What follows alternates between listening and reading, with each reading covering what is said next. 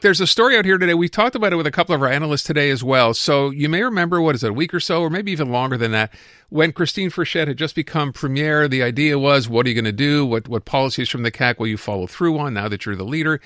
And at the time, I believe she said that this extension of Bill 96, Bill 101, whatever, to English adult education and vocational training, like schools that offer that service in English, would be changed to French. It would affect about 10,000 people, students.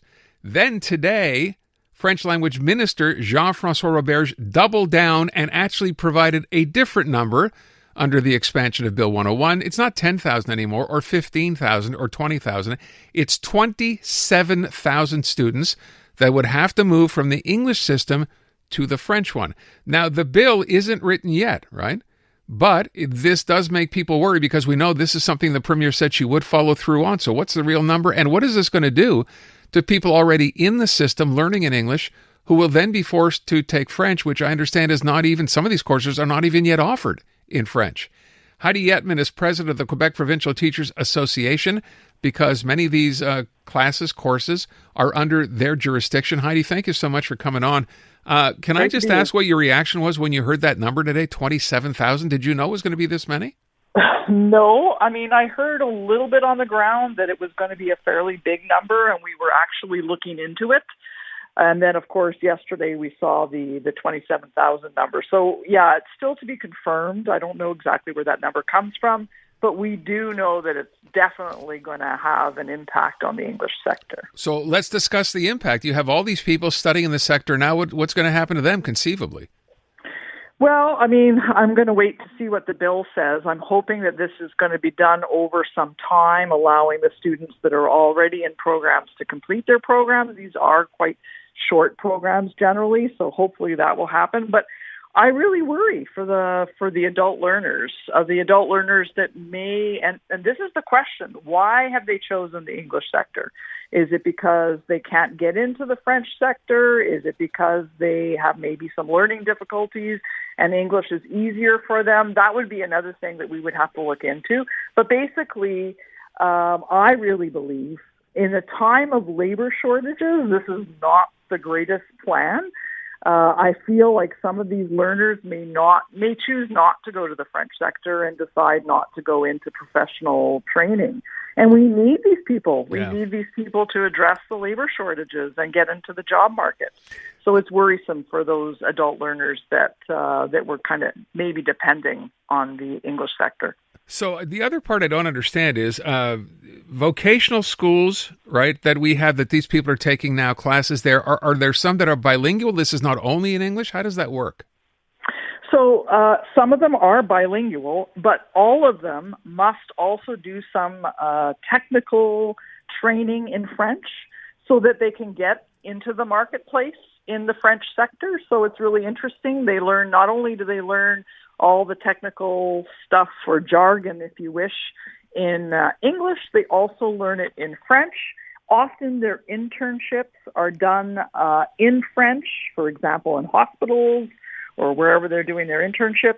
So even though they're in the English sector, they are being trained to be able to work in the French sector. And a lot of them will end up working, on the job market in a French sector. So they end up learning the language anyway. So that's a good thing. Yeah, exactly. Without having to necessarily go to the French sector to do their training. Okay, which begs the question, and I thought someone had mentioned this to me today earlier on, the idea that we'll just switch them from one to the other. First of all, there's no guarantee that they would go, because they can go to another jurisdiction if they wanted to and pursue their studies in English. Do we even have equivalent courses on the French side to match all the ones in English? I don't think we do. I don't know enough about it, to be honest, but I don't think we do. I think it's done by area. So in a particular area, there'll be a center to train, let's say, the préposés bénéficiaires, for example. And then there wouldn't be any other in that area. So therefore, you'd have to get out of that region in order to find it in a different language. So I think, I worry that, like I said, I worry for those learners. I worry that they will they could leave the province, for one, to go get their qualifications in another province. And two, they may decide, well, I can't do it, so I'm not going to go. And then what do you do with all these people that could be contributing to the market? So it's very disappointing. Also, the other piece that's worrisome is that there is a lot of funding attached to students that are in vocational training that go directly to the school boards. So the English sector would lose out on that funding. And of course, I represent teachers, so I'm worried for their employment situation, of course. As you say that, I think to myself, I wonder if that's part of the deal here, right? I remember when LaSalle College was wrapped up in this story last year, right? And I wonder if that funding gets cut off, if that's really the ultimate goal here. Don't provide the funding and just, sorry, you're teaching them in English, we're not giving you money. Well, I don't think that they can do that, but if you've got less students, you've got less funding, and that is for sure. And some of that funding is not just used for the vocational centers, they're used for the youth sector. Right. So they get this funding that they can use pretty much anywhere they want, and I know that they use it for, primary schools and secondary schools. So that loss of funding is really detrimental to the English sector. So to the point of this is not law yet. This is something that we kind of have heard about over the past couple of days. I'm not sure if there's a chance for consultations here or not before it's presented or becomes a law. Do you know? Usually there is some consultation. At least we can send in our worries and our concerns. I hope that there will be some exceptions to the rules, just like there is for the youth sector. In other words, people that maybe have some learning disabilities or that just can't do the French would be able to come into the English. So those are some of the questions that we would have. Definitely have to take a close look at this bill, and we knew it was coming, and it is coming. If you look at the grand picture, the grand scheme of things, 27,000 students, it doesn't affect that many people, and it forces the French language. So it's absolutely going to happen. We knew it was going to happen when she announced it. So we're just waiting. By the way, to your point, I didn't even dawn on me till you mentioned it. I mean, this will affect obviously teachers in the system as well. If there's no one to teach, there's no teachers. Absolutely, and I worry about that. Now, some of our teachers are bilingual and can obviously work in the French sector. That should be no problem for them. But we have a lot of teachers that they teach in English and may have a little bit more difficulty teaching What happens to them, French. Yeah, exactly. All right. It'll be tough. We will leave it at that and see how this develops. Heidi, thank you so much. Always appreciate it.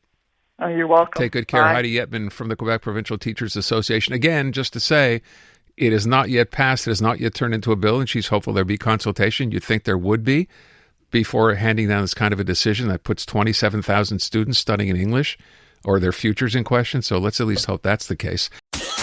This May, iHeartRadio celebrates Asian Heritage Month. Discover powerful stories, vibrant cultures, and unforgettable music. From inspiring podcasts to playlists that span East, South, Southeast, and West Asian artists. We're honoring the voices shaping our world. Listen now on the free iHeartRadio app and at iHeartRadio.ca.